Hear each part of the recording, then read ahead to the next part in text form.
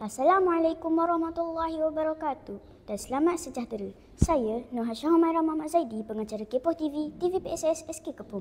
Pada 13 Mac 2025 telah berlangsungnya majlis penutup program transisi tahun 1 sesi 2025-2026 bertempat di Dewan Ibnu Battuta SK Kepong. Program ini diadakan bagi meraikan murid-murid tahun 1 yang telah berjaya melalui tempoh transisi selama beberapa minggu. Pelbagai aktiviti menarik telah dilaksanakan sepanjang tempoh ini bagi membantu mereka menyesuaikan diri dengan alam persekolahan. Majlis dimulakan dengan ucapan alu-aluan daripada Guru Besar SK Kepong, Encik Muhammad Zakri bin Harun, yang menzahirkan ucapan tahniah kepada semua murid dan penghargaan kepada para guru yang bertumpus rumus menjayakan program ini. Transisi tahun 1 bagi saya begitu berjaya. Dengan kekuatan guru yang ada, di sepanjang perjalanan program transisi,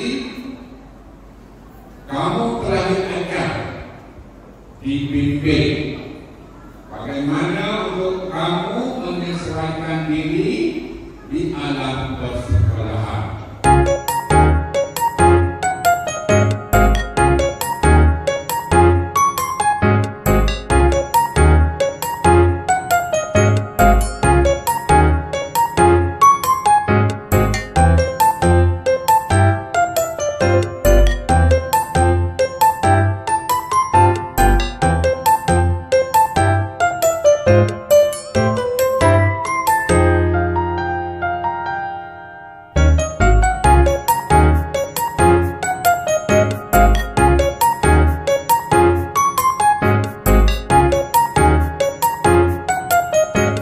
Diteruskan dengan persembahan istimewa daripada murid-murid tahun 1 yang menampilkan bakat mereka. Assalamualaikum warahmatullahi wabarakatuh. Nama saya Aulia Alisha binti Muhammad Hafiz dari kelas 1 Azaliyah.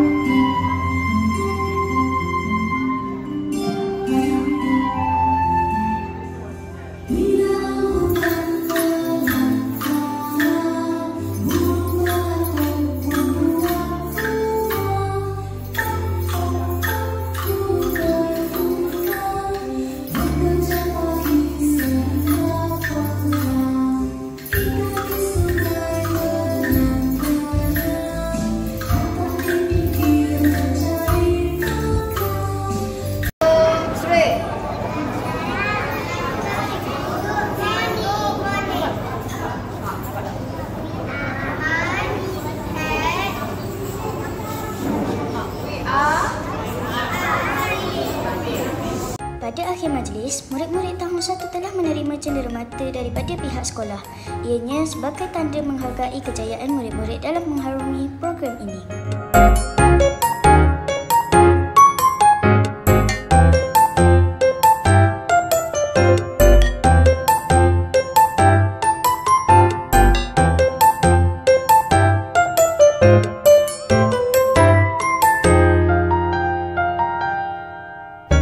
Kecil belajar berjalan, jatuh bangun tak berputus asa.